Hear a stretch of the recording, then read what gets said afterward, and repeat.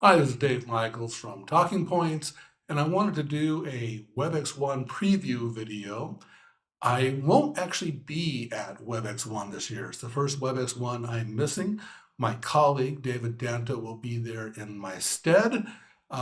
This is October. There's lots of analyst events, and we're going to be covering events simultaneously on opposite sides of the world. So I'm really glad that David can be there at Webex One in my stead. And I'm really sorry that I'm going to be missing Webex One, primarily because of the donuts, to be honest. Cisco had an event at this same hotel, the Diplomat Hotel in Hollywood, Florida, near Fort Lauderdale, and they have these just amazing donuts. They were the best donuts I've ever had. They've taunted me saying that they're going to have those donuts again, but I can't make the event, and so Mr. Danto, enjoy those donuts on my behalf. But there's other reasons why I'm sorry that I won't be able to make Webex One. First off, like I said, I've never missed one, so I won't be able to say that next year.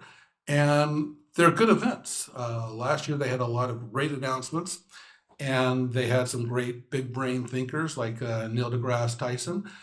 This year I expect a lot of great announcements we'll talk about. But I also they got Fareed Zakaria speaking at this event, and I think that would be really interesting. It could be really interesting to hear. But Webex is just making a lot of moves. They're moving very quickly.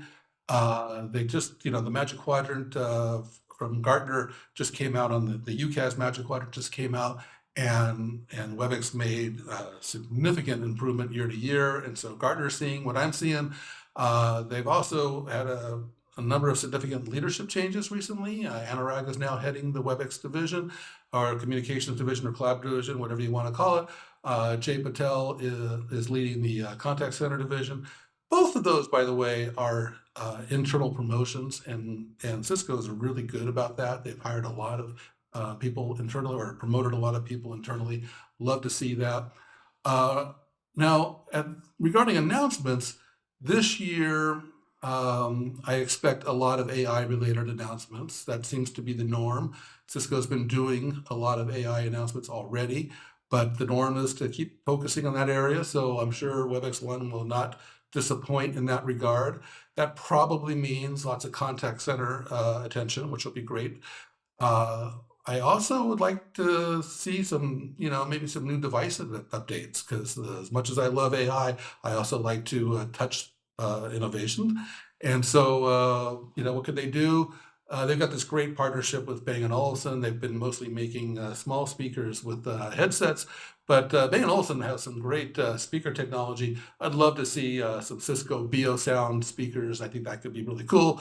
I'd also love to see, for inside meeting rooms, maybe in the ceiling, Bang & Olufsen's got those celestial ceiling speakers. I think those could be good in a meeting room. Let's see. So Cisco, other announcements they might make is they could expand their desktop portfolio. They launched that just a few years ago. Let's see. I think there's 3 desktop devices: the Desk Pro, the Desk Mini. So maybe it's time for another desktop solution. But for certain, they'll probably announce, they'll announce some room system solutions. Cisco's been doing really well, not only with the Webex application, but also the Microsoft Teams suite. So I wouldn't be surprised if there were some new announcements there. Also, what I really like about what they're doing again this year is they're using Webex events to do the platform. I've written about digital events as a expansion of UCaaS in general. Several UCaaS providers are focusing on events and hybrid events. One of the big value propositions of using the events platforms is that you could significantly increase the audience from just those that could attend it live, and so remote attendees, as well as on-demand attendees that want to watch the content later. And so I think they said something like 2,500,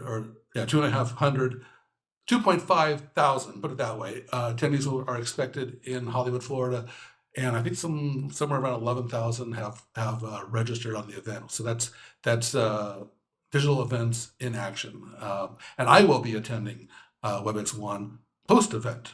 Time shifting is an important feature of digital events. So I think that's going to be a great conference. I looking forward to what Mr. Danto has to say, and be sure to watch this channel and Talking Points in general because we'll be covering WebEx One closely as we do many other events. Thanks for watching.